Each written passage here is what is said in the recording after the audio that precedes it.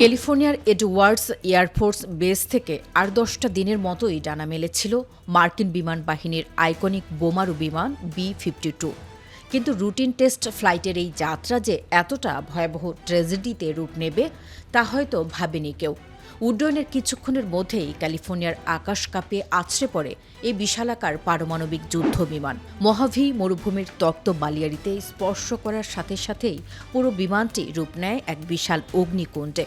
এই ভয়াবহ দুর্ঘটনায় বিমানের ভেতরে থাকা সামরিক কর্মকর্তা ও বেসামরিক ঠিকাদার সহ মোট 8 জন আরোহী তাৎক্ষণিকভাবে প্রাণ হারান। সামরিক কমান্ডোদের দেওয়া তথ্য অনুযায়ী বিমানটি অত্যন্ত কম উচ্চতায় থাকায় এবং দুর্ঘটনার গতি তীব্র হওয়ায় আরোহীদের বাঁচার ন্যূনতম কোনো সুযোগ ছিল না। বিংশ শতাব্দীতে এই ধরনের মারাত্মক বিমান দুর্ঘটনা নিয়মিত ঘটনা হলেও একবিংশ শতাব্দীর আধুনিক যুগে বি-52 ক্র্যাশ করার ঘটনা অত্যন্ত বিরল। 1955 সালে মার্কিন বিমান বাহিনীতে যুক্ত হওয়ার পর থেকে এই 7 দশক ধরে বিমানটি আমেরিকার সামরিক শক্তির সবচেয়ে বড় প্রতীক হিসেবে বিবেচিত হয়ে আসছে। বোয়িংয়ের তৈরি করা মোট 744টি এয়ারফ্রেমের মধ্যে এর আগেও বেশ কয়েকটি বিমান দুর্ঘটনার কবলে পড়েছে, তবে তার বেশিরভাগই ছিল গত শতাব্দীতে। বি-52 বিমানের ইতিহাসে সবচেয়ে বড় ক্ষয়ক্ষতি হয়েছিল ভিয়েতনাম যুদ্ধের সময়। তৎকালীন ভয়াবহ কার্পেট বোম্বিং অভিযানের সময় প্রায় 31টি বি-52 বোমারু বিমান ধ্বংস হয়, যার মধ্যে অন্তত 17টি বিমানকে সরাসরি ভূপাতিত করেছিল শত্রুপক্ষের প্রতিরক্ষা ব্যবস্থা।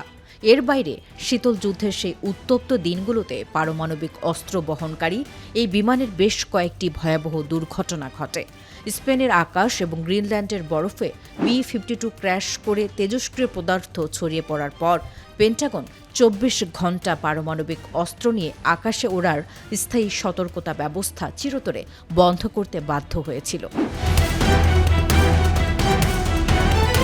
ক্যালিফোর্নিয়ার এই সাম্প্রতিক দুর্ঘটনাটি এমন এক সময়ে ঘটল যখন মার্কিন সামরিক বাহিনী এই 70 বছরের পুরনো বিমানটিকে সম্পূর্ণ নতুন একটি ডিজিটাল রাডার সিস্টেমের মাধ্যমে আধুনিকীকরণের চেষ্টা করছিল।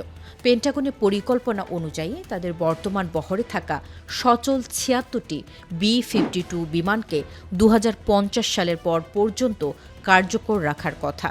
কিন্তু এই আধুনিকায়নের পরীক্ষামূলক ফ্লাইটেই ঘটল এই চরম বিপর্যয়, যা আমেরিকার কঠোর আধুনিক নিরাপত্তা মানদণ্ডের গায়ে এক মস্ত বড় দাগ লাগিয়ে দিল। মহাভি মরুভূমির এই ধ্বংসস্তূপ মার্কিন বিমান বাহিনীর ইতিহাসে আরেকটি কালো অধ্যায় হিসেবে যুক্ত হলো।